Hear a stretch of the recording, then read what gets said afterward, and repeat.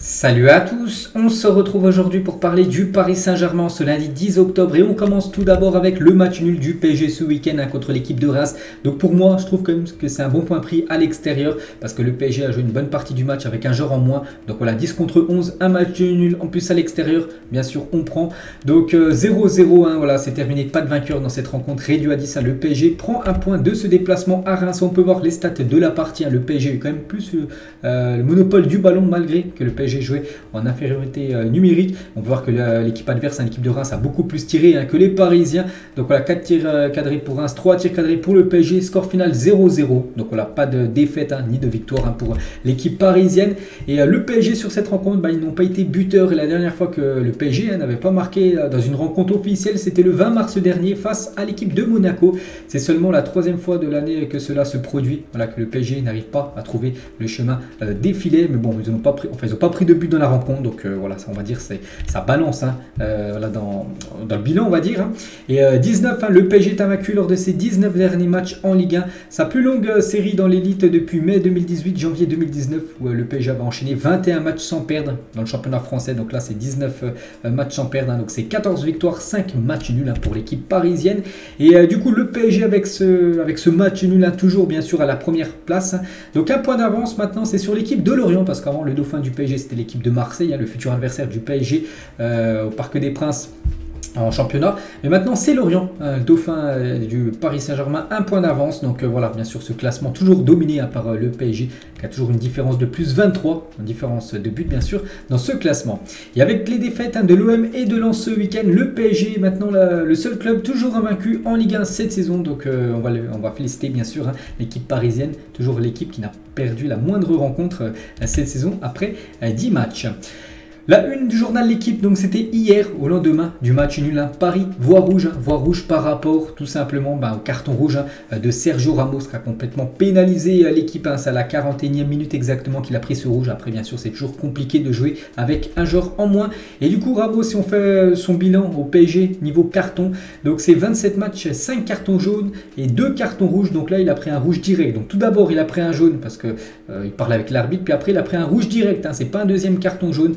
Synonyme de rouge, non, c'est un rouge direct, donc il pourrait être suspendu peut-être 2-3 matchs, Sergio Ramos. Donc il n'avait plus été exclu directement depuis le 23 avril 2017, c'était lors d'un classico face au FC Barcelone avec son ancien club du Real Madrid. Et du coup Ramos sera absent face à l'Olympique de Marseille, c'est la même chose pour Kimpembe. C'est quand même deux défenseurs normalement titulaires de cette équipe du PSG qui ne seront pas là semaine prochaine contre l'équipe de Marseille. Donc Galtier devra innover en défense, on pense d'abord Marquinhos qui sera certainement titulaire, c'est obligé vu qu'il reste plus que lui, et on pense à Danilo Pereira, puis peut-être il y a un autre, peut-être une défense à 4, voilà, ça peut être une solution au lieu de mettre une défense à 3, vu qu'il y a pas mal de joueurs suspendus ou blessés dans la défense du côté du PSG. Et concernant Kimpembe les gars, donc Kimpembe n'est pas suspendu actuellement, il est juste blessé et il était présent lors de cette rencontre, il était juste à côté du banc parisien, il avait l'air énervé suite au carton rouge de Sergio Ramos. Il aurait bien voulu être sur la pelouse, Kimpembe qui devrait être de retour fin du mois avec l'équipe parisienne. Et pour revenir les gars sur ce rouge de Ramos, Christophe Galtier l'a dit: je connais très bien Sergio Ramos, je ne suis pas persuadé que l'insulte sortie était en fait pour l'arbitre, c'est une insulte d'entraînement qu'on entend beaucoup en Espagne sur les terrains. L'arbitre a pris ce mot pour lui et l'a expulsé, donc voilà, une petite info concernant bien sûr ce rouge. Danilo Pereira les gars, par rapport à l'arbitrage, l'arbitre doit mieux gérer la situation du match, ça énerve les joueurs, on a envie de jouer au football mais c'est compliqué dans ces conditions bien sûr, que l'arbitre dès que tu parles avec les arbitres, là tu prends un jaune direct, des fois même un rouge, la preuve avec Sergio Ramos, donc c'est compliqué, voilà les situations bien sûr. Et Marquinhos par rapport à Ramos, c'est incroyable, il faut que l'arbitre ait le contrôle du match, on ne peut même plus les approcher, sinon c'est jaune direct ou même rouge direct, donc c'est vrai que ça fait beaucoup parler actuellement l'arbitrage du côté du championnat de Ligue 1. Il n'y a pas que Ramos les gars qui a pris un carton, donc il a pris un jaune, un rouge, pas deux jaunes, donc Verratti aussi un jaune, Hakimi un jaune, Neymar un jaune et Kylian Mbappé également un jaune, c'est vrai que ça a été, l'arbitre a dégainé un niveau carton samedi soir. On va parler cette fois-ci de Kylian Mbappé. Et c'est vrai qu'Mbappé actuellement, il n'est pas en grande forme. Kylian, on peut voir qu'il a obtenu la note de 4 sur 10 dans le journal L'équipe hier qui est sorti. Donc 4 sur 10, ça équivaut à un match insuffisant de la part de Kylian Mbappé. Il a tenté, comme d'habitude, beaucoup de dribbles. Il y a quasiment aucun dribble qui réussit. Des frappes, je crois qu'il a cadré aucune, Kylian. Donc c'est vrai que c'est pas un grand Kylian Mbappé, en espérant par exemple que ce match demain contre le Benfica puisse enfin, on va dire, lancer sa saison et qu'il enchaîne des bonnes prestations. Kylian Mbappé. Et Galtier, sur Kylian est un peu orphelin de Messi et Neymar. Je m'en doutais, je pense qu'au fur et à mesure du match, dans mes plans, je voyais l'association avec Neymar exister à un certain moment. C'est vrai qu'il est orphelin de Messi et Neymar parce que Messi était blessé. Neymar a commencé sur le banc, donc en gros, il n'y avait que lui de la MNM et c'était compliqué déjà avec Soler qui a déçu et Sarabia. Donc voilà, en espérant que demain ça aille mieux, bien sûr, pour Kylian. Et à la fin du match, on peut voir qu'il est un petit peu mécontent. Donc tout d'abord, il a mis qu'il se situe à Reims, un match nul. Rendez-vous mardi pour ce match. Ici, c'est Paris en hashtag et aussi hashtag PivotGang, et c'est ce hashtag qui fait beaucoup parler. Donc là, pourquoi PivotGang? Parce qu'en gros, Galtier lui demande de jouer en pivot du côté du PSG. Ça, Mbappé n'aime pas. Donc c'est pour ça qu'il a mis ce mécontentement en gros sur sa story Instagram. Et Mbappé remonté contre son positionnement qui ne correspond pas aux promesses qui lui ont été faites avant la saison. C'est pour ça qu'il a mis un petit peu ce message sur son compte Instagram, pour dire qu'il n'est pas content de jouer en pivot du côté de Paris. C'est pas son positionnement qui préfère, mais bon voilà, c'est le coach bien sûr qui décide comment on doit jouer les joueurs. Et le PSG n'envisagerait aucun recadrage envers Mbappé après son message en story Instagram. Il exprime un ressenti et n'est ni insultant ni une remise en cause frontale des choix de Christophe Galtier. Donc c'est pour ça en gros que l'affaire va être clos très rapidement. Ça sert à rien que ça parte en débat, en clash quasiment, surtout qu'il y a des matchs très importants. Il y a le Classico, il y a le match contre le Benfica demain, donc c'est pour ça que le PSG va enterrer cette histoire. Et bon, maintenant, il faut que bien sûr, il ait une réunion avec Christophe Galtier pour qu'ils se mettent d'accord concernant son positionnement, tout simplement, du côté de Paris. Nordi Mukele, les gars, en conférence de presse à la fin du match, il faudra encore travailler, rectifier certaines choses, tant défensivement qu'offensivement. Il a dit, on va mettre l'arbitrage de côté et parler de nous, de notre match. Je pense que nous n'avons pas fait un super match et qu'on s'en sort bien avec ce match nul, comme j'ai dit, avec un joueur en moins. Donc le match nul, on va dire c'est un bon résultat pour l'équipe parisienne. Et Hugo Ekitike, donc il a joué contre son ancien club, il n'a pas joué, il était sur le banc parisien. Il est allé distribuer quelques maillots, quelques équipements du PSG à de jeunes supporters après ce stade de Reims PSG. Voilà, une petite info concernant Ekitike. Et du coup, c'est fini, ce PSG Reims. Et du coup, on regarde le programme de la semaine. Demain, gros match, le PSG contre le Benfica. Et dimanche prochain, le PSG contre Marseille. 2 matchs au Parc des Princes.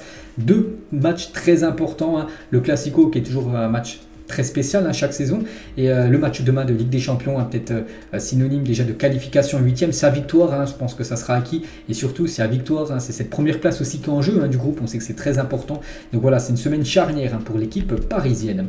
Aujourd'hui à l'entraînement, ce matin il y avait entraînement du côté de Paris, et pas de Léo Messi à l'entraînement pour le moment. N'oubliez pas que le match contre le Benfica c'est demain, et Léo Messi est absent de l'entraînement. Ça bien sûr c'est pas une bonne nouvelle, c'est surtout une très mauvaise nouvelle, un gros coup dur pour le PSG. Donc en plus de Léo Messi, Sanchez, Kimpembe, Nuno Mendes sont absents de l'entraînement, bon on le savait déjà.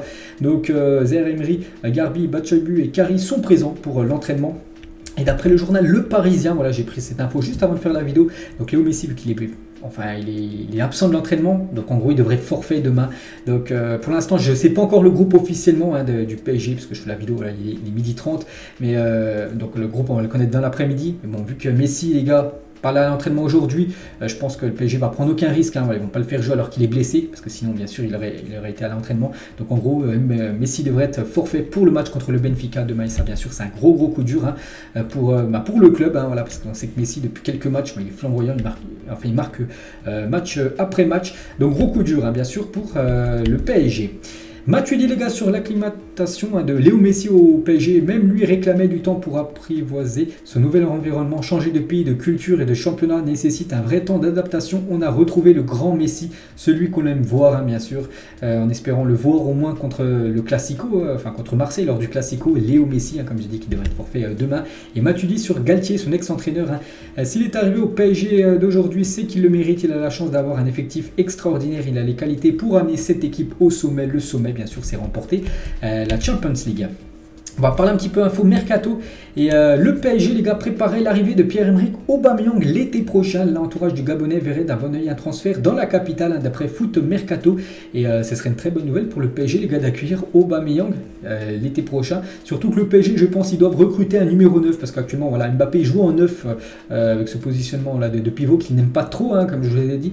Et Aubameyang, lui, c'est un joueur, bien sûr, qui sait très bien jouer en pivot et tout ça. Donc, c'est pour ça que de toute façon que le PSG doit trouver un numéro 9 hein, dans cette équipe. Et pourquoi pas en la personne hein, de l'attaquant gabonais. Edouard Michel, les gars, pour Téléfoot hier matin, mon départ du PSG, j'avais besoin d'un nouveau défi, de m'épanouir le plus possible en ayant du temps de jeu. Hein. C'est pour ça en gros qu'il a pris le choix de quitter l'équipe du PSG. Et maintenant, il joue hein, du côté de Sunderland en deuxième division anglaise.